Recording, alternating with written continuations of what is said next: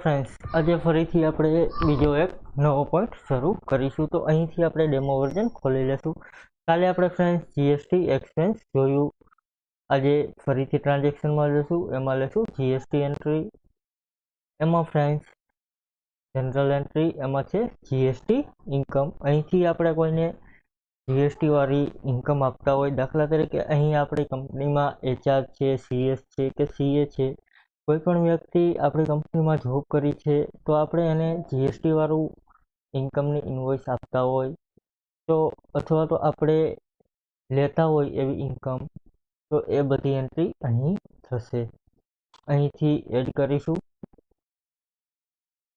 અહીં પાર્ટી અત્યારે હું નવી બનાવતો નથી, તમે બનાવી લેશો। અહીંથી સુપરપ્લાય અત્યારે લઈ લઉં છું। ત્યાર પછી ટાઈપ છે તો અહીં લેશું જીએસટી, વાઉચર નંબર 2 લઈ લેશું, ડોક્યુમેન્ટ નંબર 3 લઈ લેશું, એન્ટર આપીશું। ત્યાર પછી અહીં છે એક્સપેન્સ એકાઉન્ટ નેમ, અહીં એડ કરીશું ફ્રેન્ડ્સ। અહીં જીએસટીમાં જે ઇન્કમ આવતી હોય એ આપણે લખી લેશું। અહીં અત્યારે હું રાખું છું જીએસટી ઇન્કમ, અહીં લઈ લેશ જીએસટી ઇન્કમ, એન્ટર કરીશું। ત્યાં લેશું ઇન્કમ અધર ધેન સેલ્સ, અથવા તો ઇન્કમ ટ્રેડિંગ પણ તમે લઈ શકો। અહીં અત્યારે એન્ટર લેશું, અહીં જીએસટી લેશું, ઓકે કરીશું, એડ કરીશું। અહીં જીએસટી ઇન્કમ તમને જોવા મળશે। ત્યાર પછી અહીં ટેક્સ ક્લાસ આપેલો છે, તમારી આવકમાં જીએસટી કેટલો લાગે છે એ તમારે સિલેક્ટ કરવાનો રહેશે।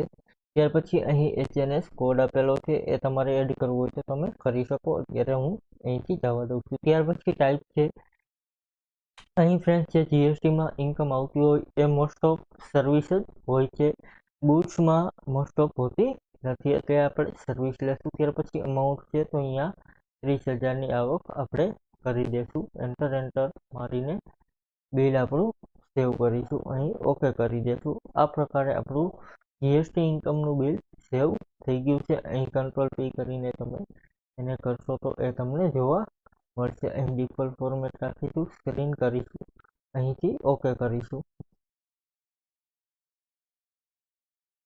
આ પ્રકારનું ફ્રેન્ડ્સ તમને જીએસટી ઇન્કમનું બિલ જોવા મળશે। હવે ફ્રેન્ડ્સ જીએસટી ઇન્કમમાં એન્ટ્રી કરો કે જીએસટી એક્સપેન્સમાં એન્ટ્રી કરો, બંને સેમ વસ્તુ થશે।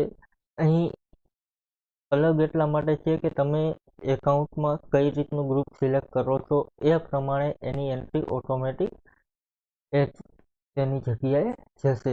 એટલે જીએસટી એક્સપેન્સ ને ઇન્કમ આમ જોઈએ તો તેમાં બેમાં એક જ એન્ટ્રી થતી હોય છે। હવે ફ્રેન્ડ્સ કાલથી ફરીને આપણે એક નવો પોઈન્ટ જોશું। Thank you. આજે આપણો પોઈન્ટ અહીં પૂરો કરીએ। Thank you friend.